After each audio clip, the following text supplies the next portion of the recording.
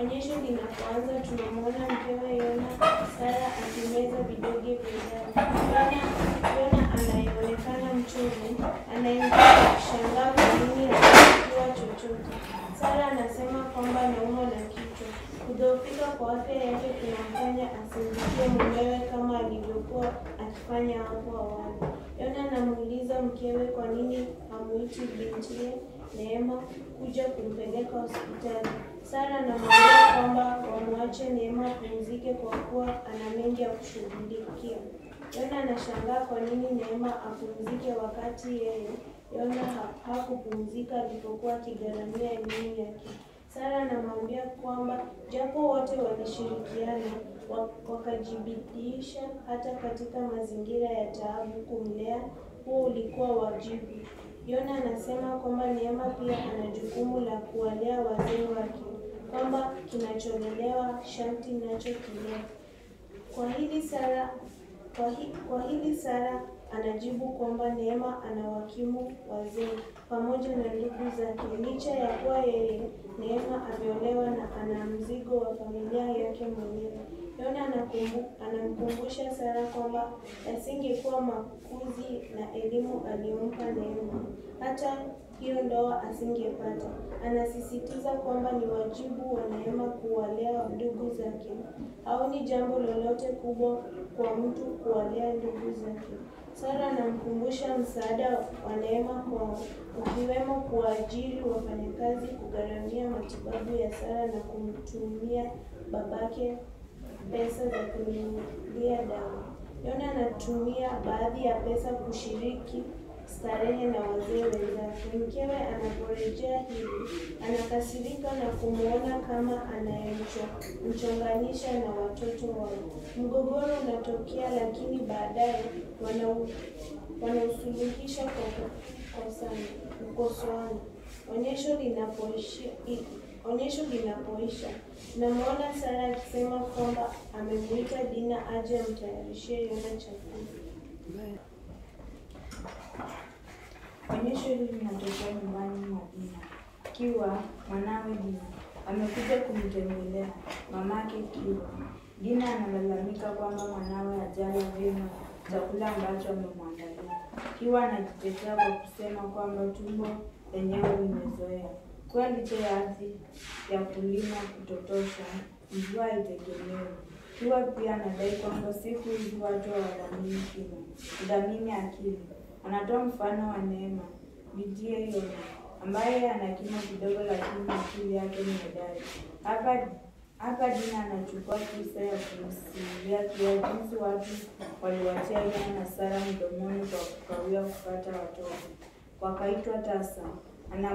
Anamhadithia pia jinsi watu walizidi kuwasema vibaya walipozaliwa watoto wa kike pekee. Imani za kitamaduni ziliwasukuma watu kumshinikiza Yona kuoa mke mwingine, amzalie mtoto wa kiume ili kumrithi, kuliendeleza jina lake. Wengine walimrai apate mtoto nje ya ndoa. Japo Yona hakudiriki kuoa mke wa pili, aliingiwa na unyanyapaa ambao ulimfanya kuwa mraibu oveni. Aliingiwa na ukatili uliomfanya anyanyase mkewe kwa kumpiga. Pamoja na hayo yote, Sara anamiliki ustahimilifu ambao unamvutia Kiwa. Kiwa anavutiwa pia na mchango wa binti za Yona. Anasema wanawashinda wao wanaume. Onyesho linapoisha, tunamwona Dina akienda kumsaidia Sara kwa upishi.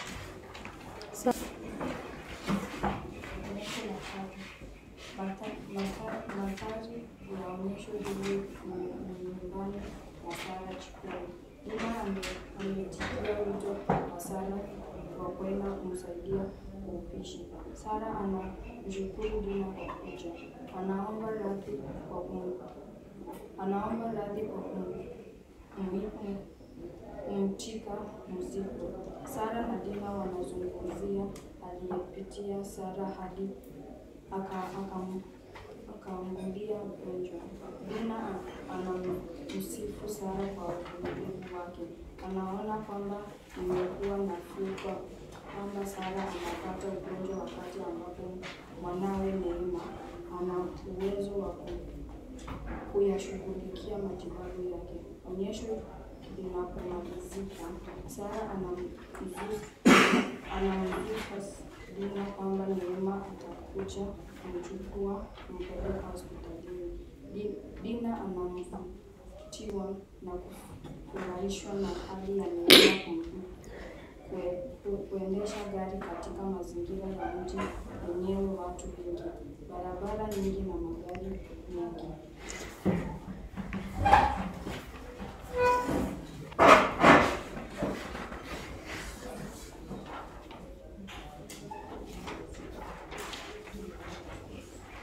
Sehemu ya pili. Matukio katika sehemu hii yanatokea mjini huko ndiko Neema na Bunebu Bunju wanakoishi na kufanyia kazi. Ndiko Asna dadake Neema anakoishi pia. Sehemu hii ina maonyesho manne ambayo yanabadilisha mandhari ya maonyesho ya kwanza. Onyesho hili linatokea nyumbani mwa Neema. Onyesho linapoanza, tunawaona Neema na mama yake wakijipepea kwa sababu ya joto. Neema analalamika joto lilipo mjini, naye Sara anamwambia kuwa hata huko shamba joto linakausha mimea. Neema anahofia uhaba wa chakula ambao utawageuza watu wa kununua chakula. Neema na mama yake wanaona kwamba wafanyabiashara watawapunja wale ambao hawatapata mazao tosha kutokana na ukulima.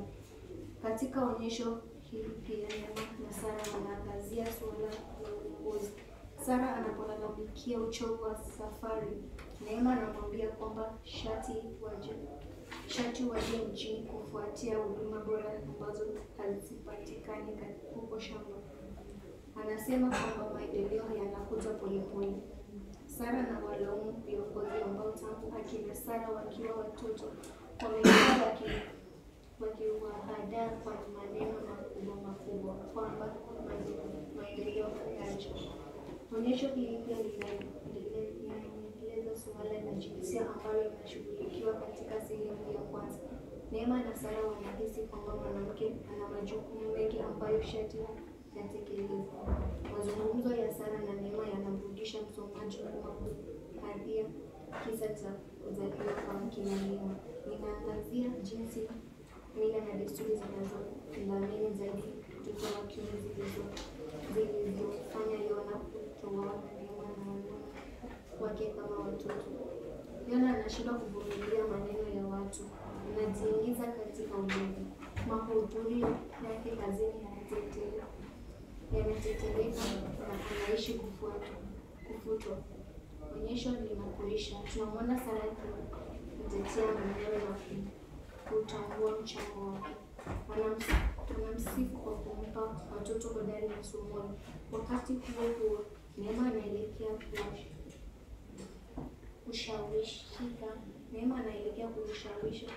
kuwashawikisha maslahi ya Sara kuhusu Yona. Hata hivyo, anatania kwamba akipenda roho la maisha. Onyesho la pili. Onyesho hili kama lilivyo la kwanza linatokea nyumbani kwa Neema. Bela, mfanyakazi wa nyumbani wa Neema, yumo jikoni. Neema anaingia na kumshtua Bela. Bela anakubaliana na Neema kwamba mawazo yake Bela yalikuwa mbali. Wote wanakiri kwamba binadamu mwenyewe na kiwango chochote kila ana mengi ya kufikia. Neema na Bela wanazungumza kuhusu Lemi, mwanawe Neema ambaye amelala. Bela anasema kwamba Lemi amekuwa na uchovu kutokana na mazoezi ya nyimbo ambayo yanaambatana na kuchezesha viungo vya mwili.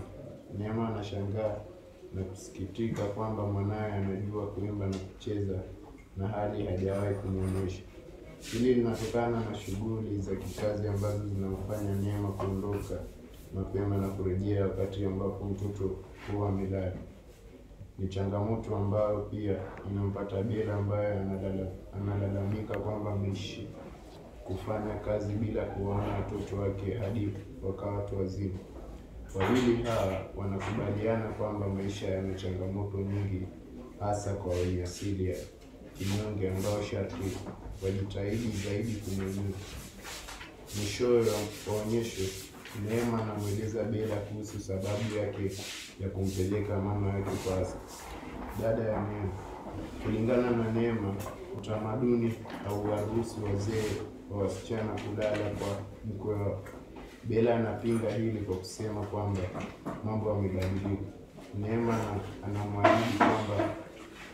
Neema anamwahidi kwamba atamshawishi Sara akae hapo ili Bella apate fursa ya kushiriki mazungumzo naye.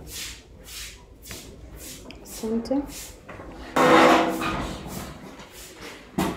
Onyesho la 3. Matukio ya onyesho hili.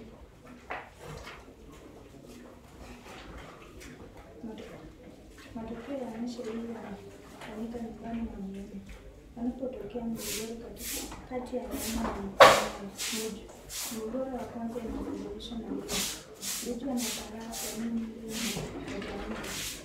Naye Neema anasema kwamba Lemi bado ni mdogo. Buju anashikilia kwamba si mdogo, kwamba hata wao walikuwa watoto kama Lemi. Anasema kwamba mtu asipoamka mapema kukosa manufaa. Neema anasisitiza kwamba Lemi akipevuka na kuelewa zaidi ataamka mapema. Buju anamwona Neema kama anayemdekeza Lemi. Anamtahadharisha kuhusu madhara ya kutomrekebisha mapema.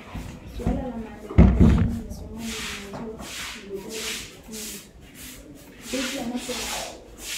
Buju anapoambiwa na Neema kwamba alama za Lemi zimeimarika, Jacob amechukua nafasi ya 20 darasani. Analalamika. Kulingana naye, la muhimu zaidi ni nafsi anayochukua darasani wala si kuimarika kwa alama. Buju anamdhalilisha mwanao na kumwona kuwa mjinga kwa kudharauliwa.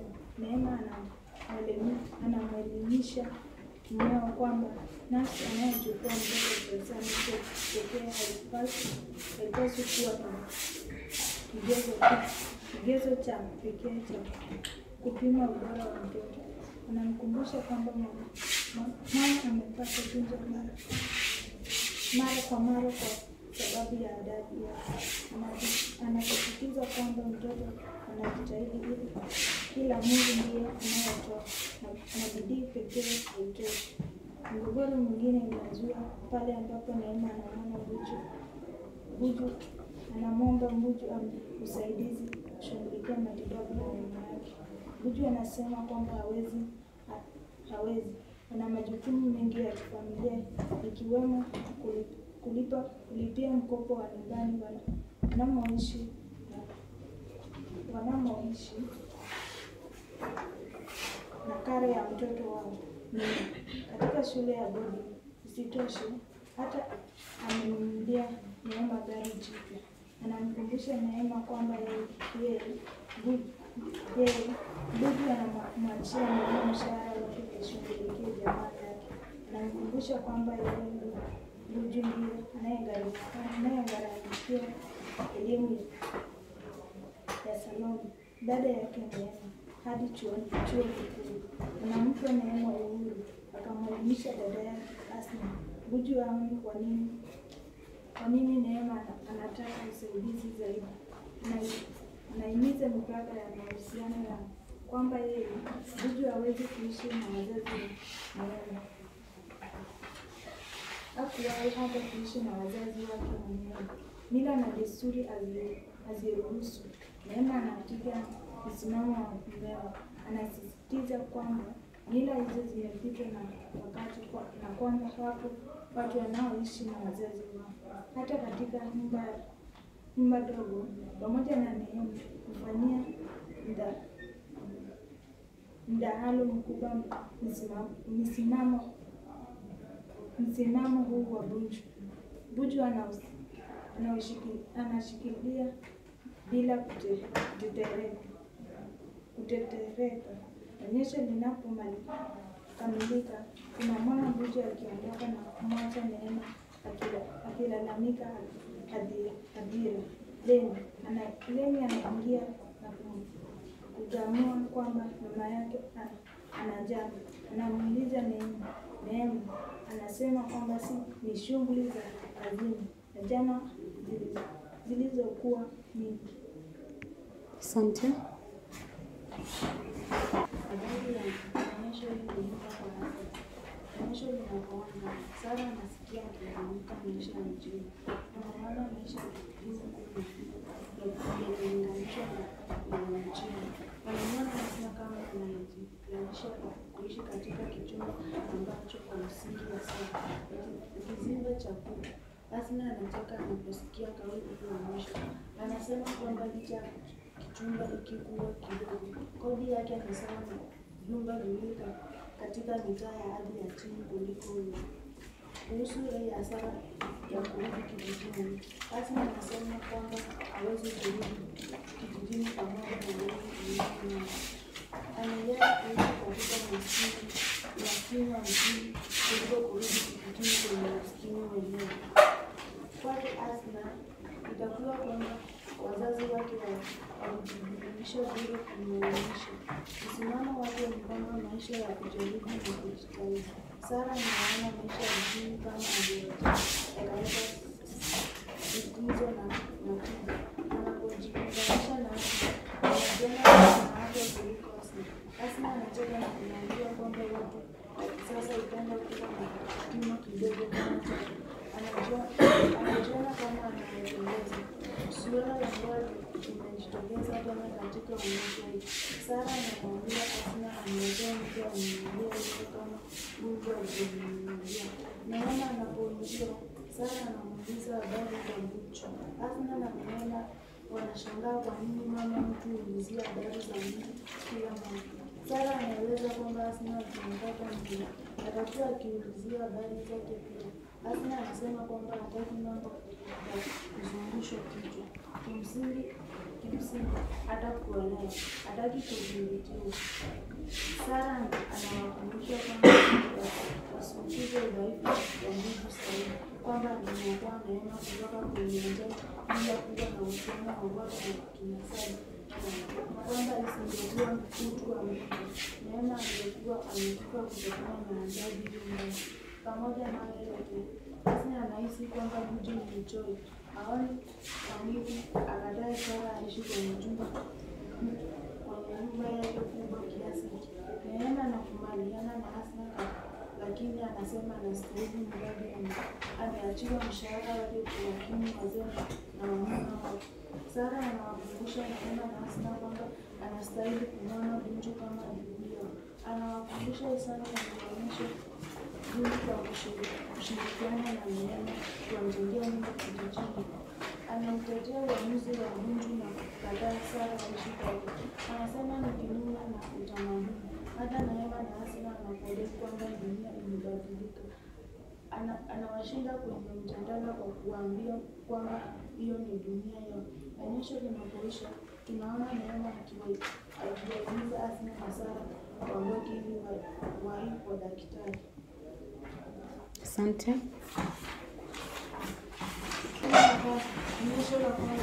Onyesho hili linatokea nyumbani kwa Neema. Onyesho linapoanza, tunamwona Neema akipanga sebule fupi, amejawa na mawazo.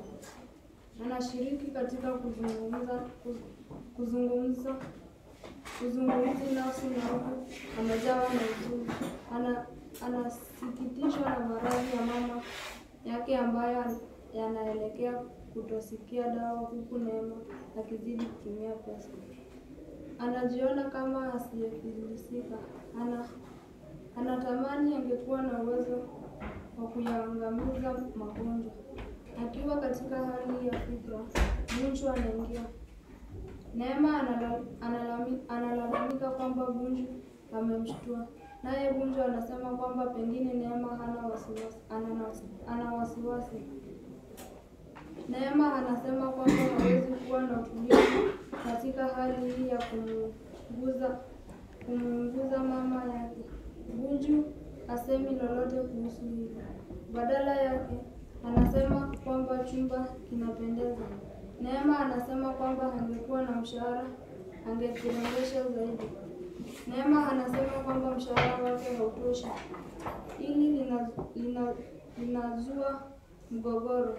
Buju anashikilia msimamo wake wa awali kwamba analipa nyumba, karo na chakula na matibabu ya familia.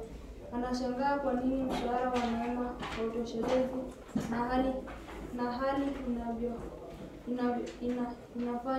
ifanacho ni kugharamia mafuta ya gari tu. Neema anamkumbusha Buju asili yake ya kuhitaji inayomjuza kulea familia yake akiwa peke yake.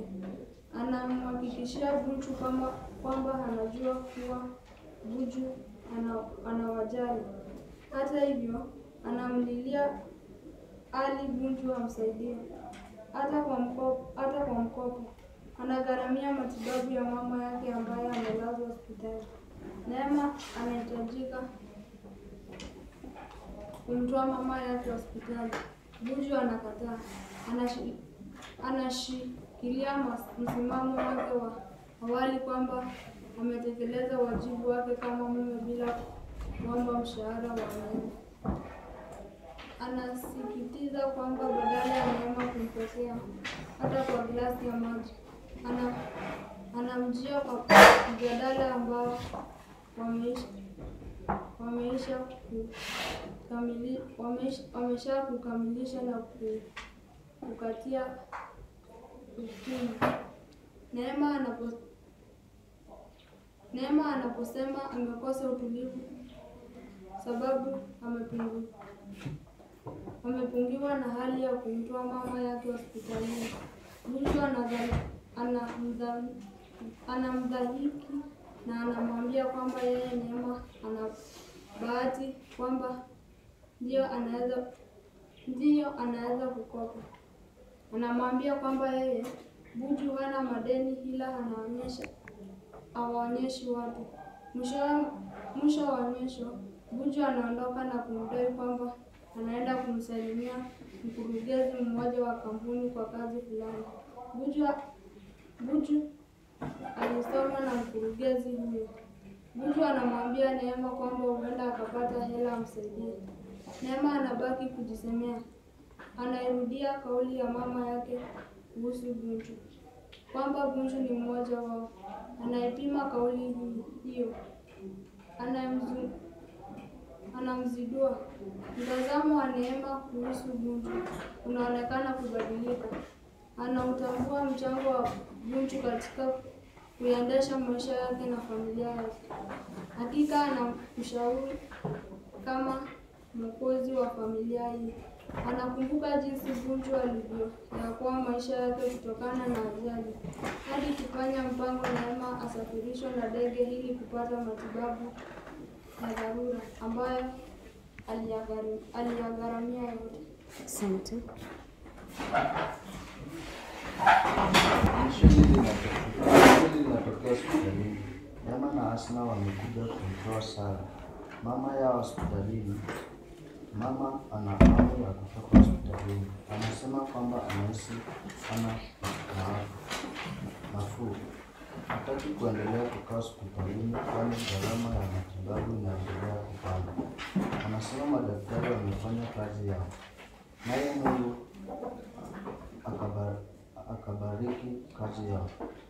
Neema, Sara na Asna wanaunganisha huduma za hospitali ili na nyingine.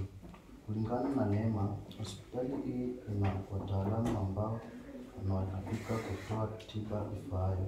Asna anasema kwamba baadhi ya hospitali hufanyia mwili wa mgonjwa majaribio ambayo huhatarisha maisha.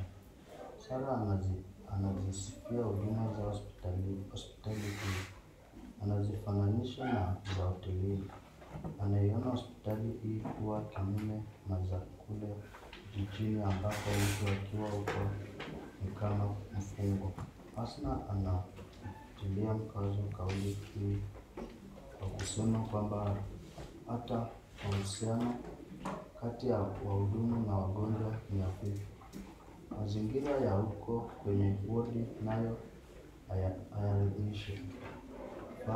Harufu ya dawa na hali duni ya malazi kumnyima mgonjwa matumaini. Mtazamo wa Neema ni kwamba hospitali inapaswa kuwa kama ile alimolazwa mamake. Wafanyikazi wana uhusiano bora na wagonjwa, hali ambayo inampa mgonjwa imani kubwa hata kabla hajapokea matibabu. Pamoja na huduma nzuri apatazo hospitalini, Sara anazisisitiza kwamba angependa kuondoka hospitalini na kululiza nyumbani.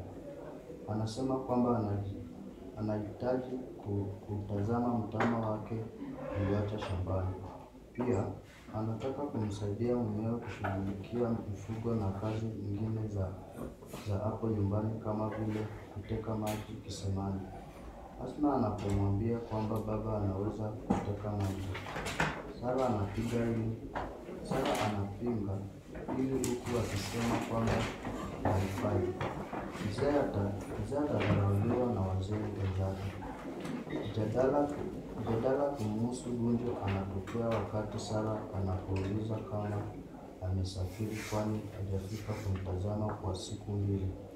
Neema anasema kwamba amekabwa na shughuli nyingi. Sara anasema kwamba Buju ni mwenye bidii. Asna anaona Buju kama aliyekosa utu licha ya bidii yake. Anamsawiri kama mtu mchoyo na mbaguzi. Sara anamkanya Asna kwa hili. Anamwambia kwamba anaweza kumvumilia dadake ndogo. Neema anamwelewa Asna. Anasema kwamba Asna anadhani kwamba yeye hakuchagua vizuri, lakini anamkumbusha kwamba ana watoto wa Buju na hawezi kughairi nia kuhusu ndoa yao. Anamtetea Buju kwa kusema kwamba kinachomtatiza Buju ni mshtuko unaotokana na hali yake ya maisha kuwa tofauti na ile ya Neema. Ile culture shock. Neema anakiri kwamba alipomweleza Buju kwamba ilibidi amsaidie kuikimu familia yake akakataa. Yeye Neema alipatwa na huo mshtuko. Onyesho linakamilika kwa kutoa suluhisho la aina fulani kwa hali inayozikumba familia hizi mbili. Neema anasema kwamba hataki tofauti iliyopo kati yake na Buju iwakosanishe au kumtia mama yao wasiwasi. Anamwambia Sara na Asna kwamba wanastahili kujifunza kutokana na athari za mvutano baina ya Yona na Sara. Yeye mwenyewe Neema amejifunza kuridhika na apatacho japo kidogo. Anamwambia Sara kwamba ataondoka hospitalini leo. Yeye na Asna wanaenda kulipa gharama za hospitali. Vizuri, asante.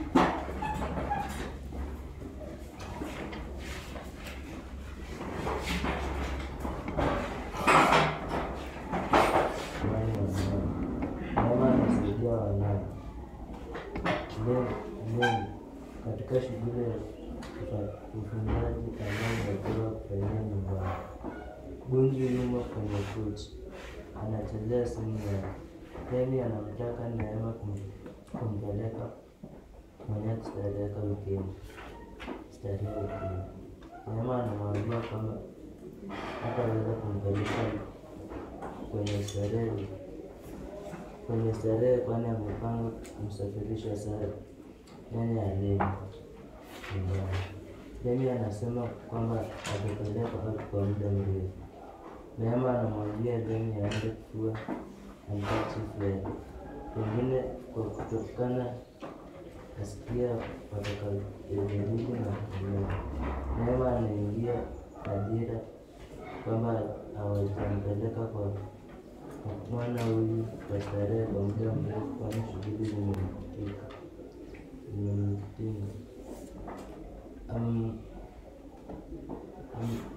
Anamgeukia Buju na kumwomba ampeleke mtoto kujifunza na wenzake. Ombi la Neema linazua mgogoro. Bunju anasema kwamba wikendi hii ana shughuli. Anadai kwamba hawezi kuacha shughuli za kutafuta riziki kwenda mchezoni, mchezo ambao kinyume na zamani inabidi. Anamlaumu mkewe kwa kuendesha mambo kwa kasi, kwamba hata akieleza jambo sharti kwanza alipige, na kwamba anamfanya Bunju kuonekana mbaya. Neema anajitetea, yeye alipiga na kwamba anamfanya Bunju kuonekana mbaya. Yeye pia anamlaumu Bunju kwa kukasirika. Bunju anashangaa vipi mkewe anamtarajia furahi na hali yeye anawaza. Neema anashangaa amemsema mkewe wapi. Anaona kwamba hali imezidi kuwa mbaya kiasi cha kumshinda. Bunju anamlaumu Neema kwa hali hii ya uhusiano wao. Anadai kwamba Neema hamuoni kama ni mumewe wake na haheshimu jinsi alivyomheshimu walipokutana. Anamwambia kwamba anatumia uhuru uliompa kuunda serikali yake ndani ya nyumba yake. Kulingana na Bunju, Neema yu kwenye shughuli mara nyingi. Hata Bunju ndiye anayemsaidia mtoto kufanya homework. Bunju anamkumbusha Neema kuwa yeye Bunju ndiye kichwa, lakini Neema hataki kwamba kuwa chini ya anga. Neema aliposema kwamba ametimiza yote kama Bunju, Bunju anamtajia ya yeye Bunju kumwachia Neema mshahara wake aitumie atakavyo. Anamdhalilisha zaidi kwa kumwambia kwamba ni babake na kumpangia kazi ya nyumba. Neema anamwambia kwamba siku zote amekuwa akitekeleza wajibu wake kwa mtoto wake. Anamwomba aelewe kwamba wikendi hii anahitaji kumpeleka mama yake nyumbani, jambo ambalo linamkuza zaidi hii mgogoro. Bunju anadai kwamba japo alitajiwa hakushirikishwa katika maamuzi hayo. Neema naye anaona kwamba hapakuwa na haja ya kumshirikisha, kwani hakuhitaji usaidizi wake.